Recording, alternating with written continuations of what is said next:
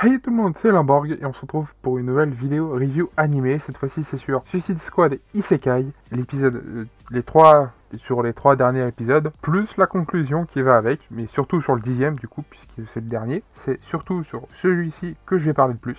Juste avant de commencer cette review, comme d'habitude, si vous avez aimé Suicide Squad Isekai, vous pouvez toujours mettre un pouce bleu. Dans le cas contraire, mettez un pouce rouge et vous pouvez toujours me dire ce que vous en avez pensé en commentaire. Je vous lirai à coup sûr, parce que moi ça m'intéresse. Je vais le dire également à la fin, mais moi je me suis bien marré, j'ai vraiment apprécié Suicide Squad Isekai. Même si c'était pas forcément comme je le pensais, bah c'est tout aussi marrant, voire même encore plus de ce que je ne pensais. Bref, passons. Et si c'est pas encore fait, bien évidemment, comme d'habitude, vous pouvez toujours vous abonner à la chaîne en mettant la cloche sur toute pour ne manquer aucune vidéo. Comme d'habitude, vous pouvez toujours regarder la description, tout y est, les réseaux sociaux, TikTok et également la chaîne principale. Une vidéo d'ailleurs sort demain sur Black Ops 2, le deuxième épisode. Si vous n'avez pas vu le premier, allez le voir, je vous le garantis, ça vaut le détour. Cela dit, sur le deuxième aussi. Bref, d'ailleurs la vidéo sera à 17h. Alors, je tiens à le préciser tout de suite, cette review devrait normalement ne pas être trop longue. Il n'y a pas beaucoup de choses à dire et surtout il y a beaucoup de combats. Sur ce, maintenant que tout ceci est dit, on peut commencer la review.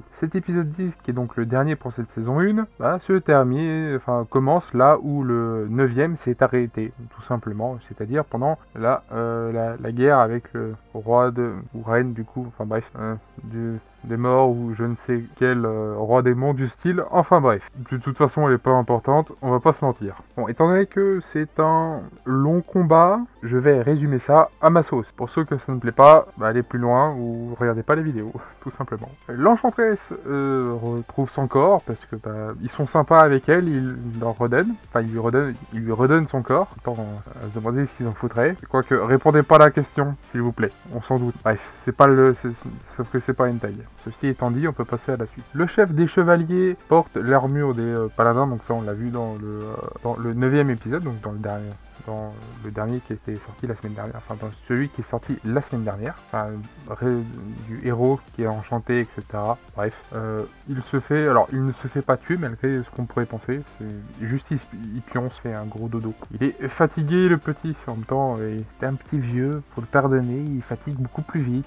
Oui, est-ce que je me moque? Oui. Est-ce que ça me plaît de me moquer de lui? Oui. Une fois que Deadshot a pris les brassards, le leader des chevaliers lui confie les brassards parce qu'il est très sympa et que de toute façon c'est eux les personnages principaux de l'histoire. Une fois que Deadshot a subi sa transformation slash level up, qui est ma foi sympathique, mais je préfère celle de Harley, on va y revenir juste après. Je saute tous les combats parce que c'est juste des combats contre des squelettes en fait. Ce qu'ils ont pour eux, c'est juste le nombre infini de squelettes qu'il y a. Et c'est pas très intéressant d'en parler de toute façon. Une fois que Deadshot a retrouvé les autres, que l'Enchantress a retrouvé son corps et qu'ils sont tous rassemblés au même endroit, il distribue les différentes parties de l'armure. Harley a le casque, donc le home, appelez ça comme vous voulez, peu importe. Le requin a le plastron. Le gars qui prône la paix mais qui bute tout le monde a des bracelets. Je ne saurais pas appeler ça autrement que comme ça. Le boueux dont j'ai oublié son nom et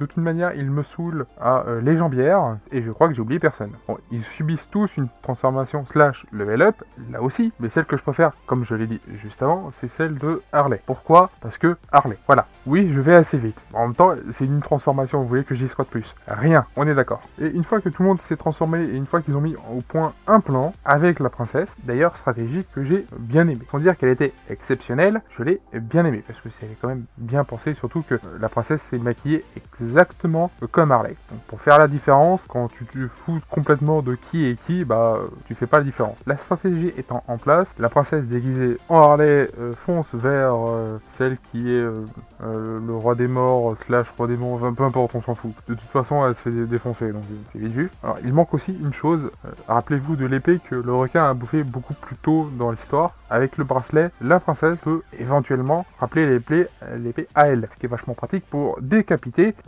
celle qui s'est fait passer pour sa mère. Voilà. Et globalement, c'est la fin de l'histoire. À partir de là, c'est très amusant.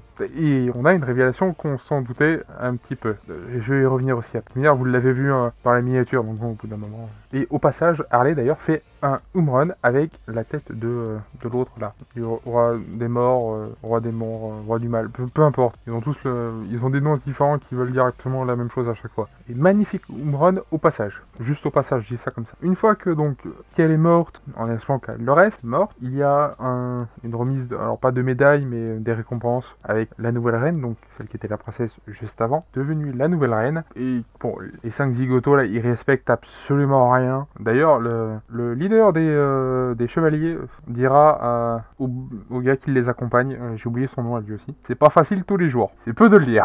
Je le plains pour le coup, un petit peu. Oui, il faudrait pas exagérer non plus. En gros, en très gros. Et donc en gros, bah il y a un banquet dans la cour et ils vont bouffer. Ce qu'ils voulaient de toute façon, c'était ça dès le départ. Bref. Et on voit une personne qui se transforme en plusieurs autres personnes grâce aux épées, j'imagine. Je suis pas sûr d'avoir compris ce passage-là, mais j'imagine que c'est ça. Cette personne, comme vous l'avez vu dans la miniature, dans le titre, c'est le Joker. Bon, moi qui voulais le voir, oui, forcément ils vont pas le montrer tout de suite. À part les flashbacks, bien entendu, mais cela ne compte pas. Il se trouve que le grand méchant de l'histoire était donc le Joker. On s'en doutait dès le départ. Et c'est un peu trop évident et c'est un peu dommage. Personnellement, j'aurais aimé ne pas me dire, tiens, c'est le Joker au bout de 2 minutes d'épisode. Par le premier. Enfin bref, grâce aux épées, j'imagine que c'est grâce aux épées, il va pouvoir donc se transformer en tous ceux qu'on a déjà vus sur toute cette saison 1. À part l'Enchantresse d'ailleurs. Enfin, il l'a pas montré, donc j'imagine qu'il peut pas. Je n'en ai aucune idée, mais je pose ça là, je dis ça comme ça. Cela dit, si vous avez la réponse, vous pouvez toujours me le mettre en commentaire. Et il aura un monologue d'ailleurs avec lui-même, et nous, du coup, qui l'écouteront. En même temps, on peut pas dire qu'on a vraiment le choix. Et il se demandera si Harley passe... si elle passe un bon moment dans ce monde-ci, sur la fin en tout cas, ce qu'il y aura. Voilà, en gros, ce qu'il s'est passé dans cet épisode et dans les derniers, même si le 8ème, je n'ai plus vraiment de souvenir dessus ici, c'est un détail. À moins que ce soit l'épisode où il se bourre la gueule et où ils se battent. Je sais plus, il me semble que c'est ça, mais j'en suis pas sûr. Donc, pour ceux qui veulent laisser un commentaire là-dessus, allez-y, faites-vous plaisir. Enfin bref, je ne vais pas éterniser cet épisode, cette review plus longtemps que ça ne sert à rien. Voilà sur ce qui s'est passé en globalité. Moi j'ai bien aimé, c'est sans dire que j'ai adoré pour une fois. J'ai bien aimé cet épisode et surtout cette série en globalité. C'était rafraîchissant, ouais, je crois que c'est le mot, rafraîchissant, par rapport à ce qu'on peut voir d'habitude et par rapport à ce qu'on a comme isekai en règle générale. Bon, même si l'histoire est un peu bateau et un peu trop simple, un peu trop facile, et un peu trop tiré par les cheveux par moments, ça reste amusant, ça a été tout de même amusant à le regarder, et, ouais, en tout cas j'ai bien aimé, donc personnellement, sans dire que pourquoi pas une saison 2, faudrait bien qu'il soit capturé à un moment ou à un autre, alors pourquoi pas, tout ce que je peux dire, admettons, s'ils en font une, je le regarderai. Est-ce que je suis impatient pour autant? Non, mais s'ils en font une, oui, je la regarderai avec grand plaisir. D'ailleurs, s'ils la sortent en VF, sans dire que j'en parlerai sur YouTube, oui, je la regarderai, sans forcément grande hype, et oui, je la regarderai. Enfin bref, moi personnellement, je vais vous laisser là. Comme d'habitude, vous pouvez toujours laisser un pouce bleu si vous avez aimé cet épisode et ou cette série saison 1 de Suicide Squad Isekai, bien évidemment. Laissez également un commentaire sur ce que vous en avez pensé. Moi, ça m'intéresse sur ce que vous en avez pensé.